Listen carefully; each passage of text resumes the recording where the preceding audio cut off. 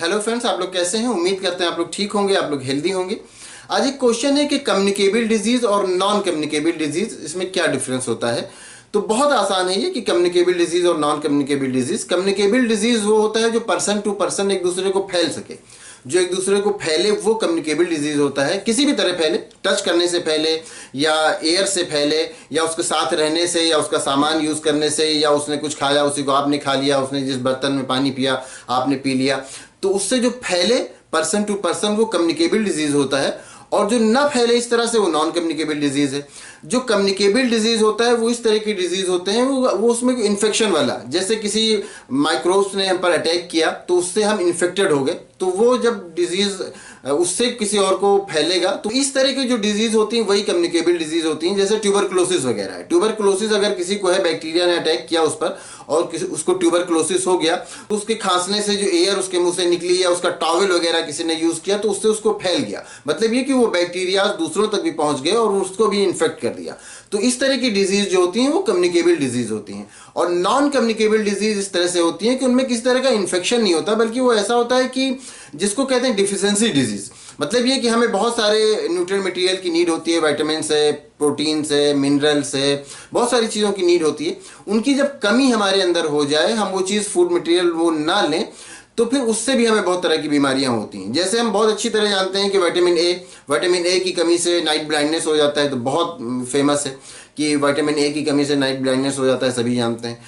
तो अब vitamin A की कमी से नाइट ब्लाइंडनेस हो जाता है, ये कम्युनिकेबल डिजीज नहीं है। किसी को अगर नाइट ब्लाइंडनेस है तो उसको विटामिन ए की कमी से है। अब उसको चाहे जैसे टच करेंगे, चाहे जैसे उसके साथ रहेंगे, कुछ भी करेंगे, तो उससे साथ वाले को ये डिजीज नहीं होगी, क्योंकि ये उसने विटामिन ए नहीं लिया, इसलिए उसको डिजीज हो गई है। इसी तरह से बहुत सारी डिजीज हैं जो डिफिशिएंसी डिजीज हैं, जो किसी न्यूट्रिएंट मटेरियल के ना लेने की वजह से हो जाती हैं। जैसे आयोडीन अगर हम ना लें तो क्या हो जाता है, गाउटर हो जाता है, मतलब घेंघा रोग जिसको हिंदी में कहते हैं हो जाता है। तो वो जो आयोडीन नहीं लेगा उसकी कमी से उसको हो जाएगा। अब वो ये कम्युनिकेबल नहीं है, मतलब ये किसी दूसरे को नहीं होगा कि किसी को अगर गाउटर है और उसके साथ कोई दूसरा रहता है तो उसको भी हो जाएगा। या स्कर्वी विटामिन सी की कमी से जो होता है।